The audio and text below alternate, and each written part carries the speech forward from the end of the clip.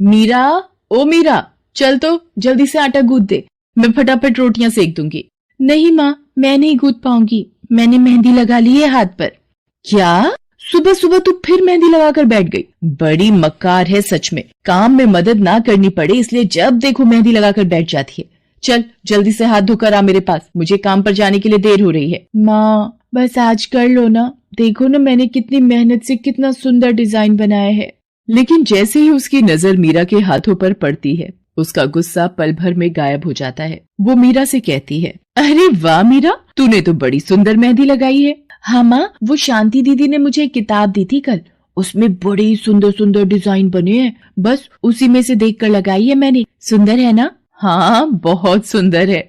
अरे लेकिन मुझे तो, ओफो, फिर लगा लिया ना तूने बातों में, पहले से ही देर हो रही है, ऊपर से तू भी मेहंदी लगाकर महारानी जैसे बैठ गई है। माँ तुम इतना परेशान क्यों होती हो? 1-2 घंटे में जब मेरी मेहंदी सूख जाएगी तो मैं घर के सारे काम कर दूंगी। मीरा की बात मानकर कावेरी काम पर चली जाती है। वो एक बड़ी सोसाइटी के घरों में काम करती थी और इसी काम से कावेरी और मीरा का गुजारा चलता था। कावेरी के पति की कई साल पहले एक सड़क हादसे में मौत हो गई थी।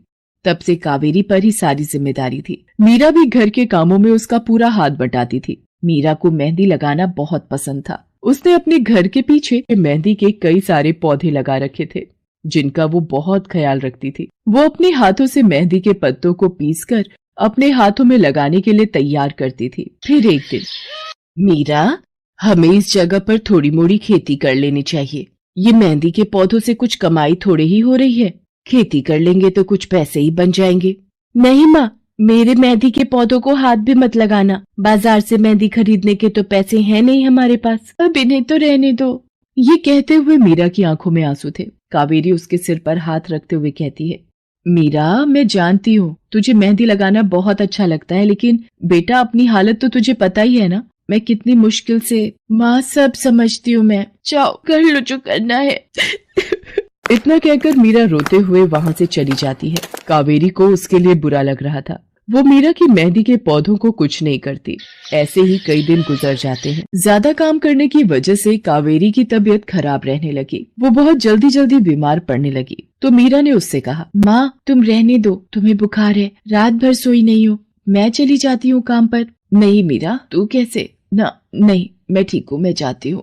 कावेरी जैसे ही उठकर चलने की कोशिश करती है, अचानक उसे चक्कर आ जाता है। मीरा उसे सहारा देकर बिस्तर पर लिटा देती है और उससे कहती है, बस माँ, अब तुम आराम करोगी और काम पर अब से मैं जाऊंगी। कावेरी घर पर रहकर आराम तो कर रही थी, लेकिन वास्तव में उसे अच्छे इलाज की भी जरूरत थी, जिसके लिए पैसे थे नहीं। दूसरी तरफ अब हर रोज मीरा काम पर जाती और लौटकर घर के भी सारे काम उसे ही करने पड़ते थे। इस सब में उसे मेहंदी लगाने का बिल्कुल भी वक्त नहीं मिल पाता था।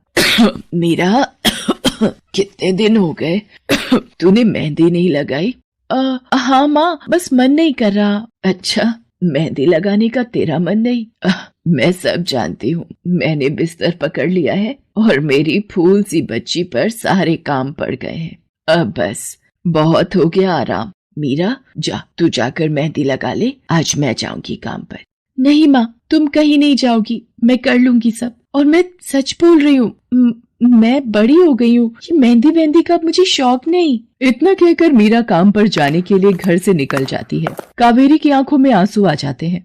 मीरा सोसाइटी के कई घरों में काम करती थी। उन्हीं में से एक घर आरती का भी था। उसके घर पर तीज का त्योहार बड़े धूमधाम से मनाया जाता था। तीज की तैयारियों में मीरा भी मदद कर रही थी। इसी बीच, अरे ऐसे कैसे? मैंने सारे रिश्तेदारों को बुला लिया है, मेरी सारी फ्रेंड्स भी आने वाली हैं। मैं क्या कहूँगी उन्हें? फोन पर काफी देर बहस करने के बाद आरती फोन रख देती है। उन्हें उदास देखकर मीरा उससे पूछती है, क्या हुआ मैडम जी, आप कुछ परेशान लग रहे हो? हाँ मीरा, बड़ी मुसीबत हो गई। कल तीज का फंक्शन है, मैंने सबको मेहंदी लगवाने के लिए यहीं बुला लिया है और आखिरी मौके पर ये पार्लर वाली धोखा दे गई। कह रही है कल नहीं आ पाएगी। अब क्या होगा? इतनी जल्दी कौन तैयार होगा सबको मेहंदी लगाने के लिए?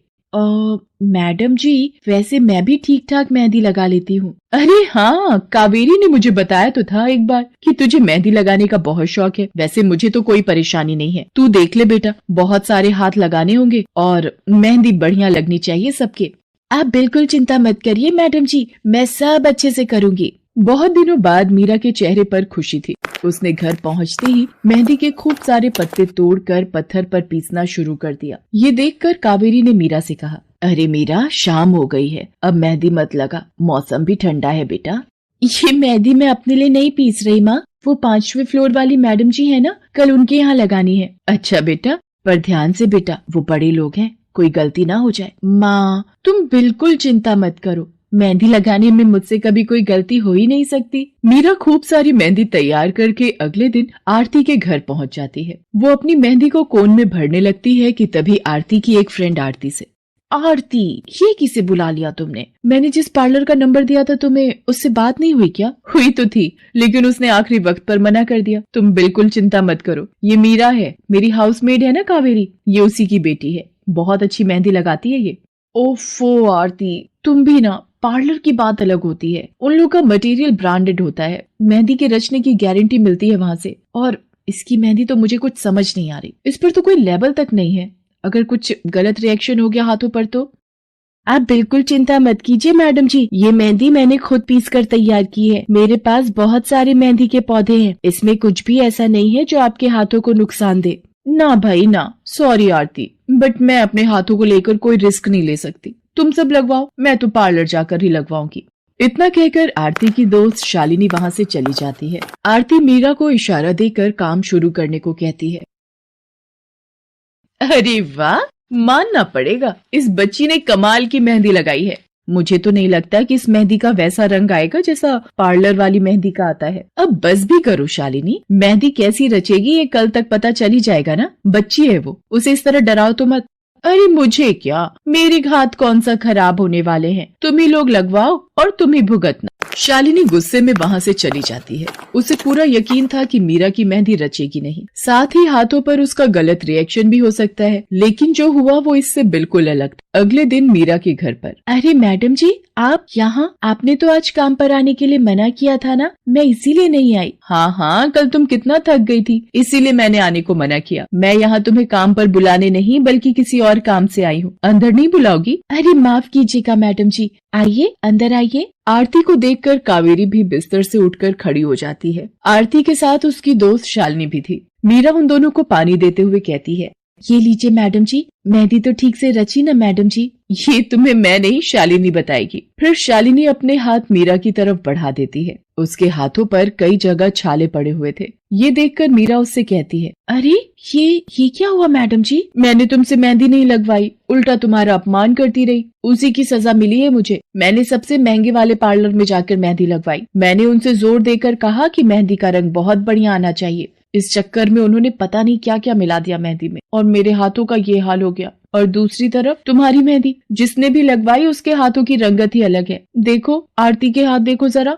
आरती ने अपने हाथ आगे बढ़ा दिए, जिन पर मीरा के हाथों से लगी मेहंदी का बहुत ही अच्छा रंग चढ़ा था। फिर आरती कावेरी के पास जाकर उससे बोली, बस कावेरी, ये झाड़ू पोछा और बर्तन बहुत करवा लिए तुमने मीरा से, ये अब वो करेगी जो इसे करना चाहिए। जी क्या मतलब मैडम जी? ये अब मेहंदी लगाएगी सबके हाथों पर। हमारी एक दोस्त का अपना ब्यूटी पार्लर है, उसे मीरा का काम और उसकी मेहंदी की क्वालिटी बहुत अच्छी लगी। वो मीरा को अपने यहाँ काम देना चाहती है, अच्छे पैसे भी देगी वो मीरा को, और तो और वहाँ रहकर मीरा पार्लर के दूसरे काम भी सीख पाएगी। आरती की बात सुनकर कावेरी की आंखों